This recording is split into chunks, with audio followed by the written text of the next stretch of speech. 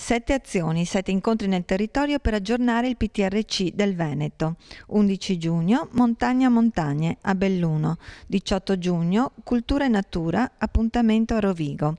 25 giugno, Mobilità e intermodalità a Padova. 2 luglio, Area metropolitana veneta, le nuove città, appuntamento a Treviso. Il 9 luglio, difesa idraulica e sismica del territorio, se ne parla a Vicenza. 16 luglio, economia e rete del produrre a Verona.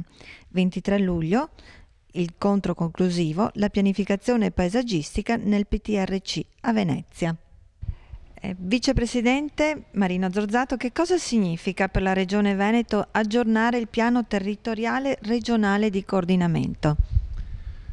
Quando pensiamo al nostro territorio, al nostro Veneto, credo che la Regione debba programmare lo sviluppo.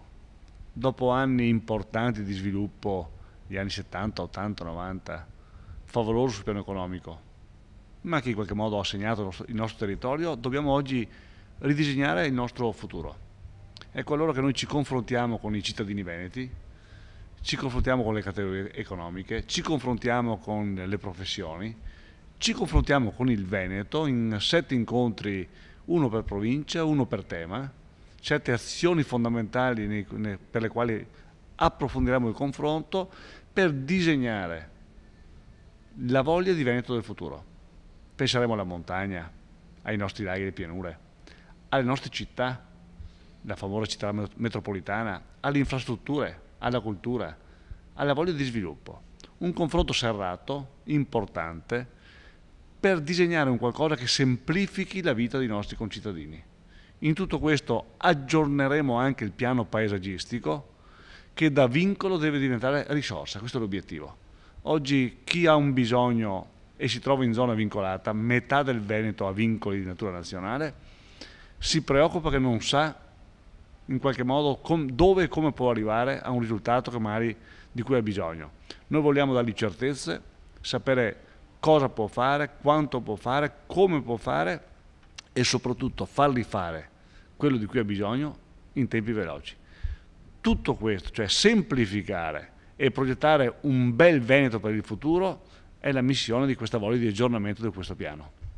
Possiamo dire che è quindi un piano di scelte piuttosto che di regole, un piano di strategie e progetti piuttosto che di prescrizioni e condiviso con il territorio. Se pensiamo che abbiamo più di 1000 vincoli nel nostro territorio, se pensiamo che molti vincoli non sono noti ma sono un problema, ecco allora la voglia è quella di decodificare tutti questi problemi e farli diventare risorse. Noi vogliamo semplificare la vita dei nostri cittadini e allora dobbiamo fare questi piani, dobbiamo disegnare il Veneto del futuro, lo vogliamo semplice, senza briglie, ma con la voglia di aprirci, con però un faro. Rispettiamo il territorio, pensiamo che comunque sia ogni nostro intervento lo lasceremo al futuro e perché per lasciare una bella cosa al futuro dobbiamo oggi pensare di fare cose belle per oggi. Quindi incontri nel nostro territorio che sono un'opportunità anche per incontrare la pubblica amministrazione e i cittadini. Ulteriori informazioni vi potete visitare il sito www.ptrc.it.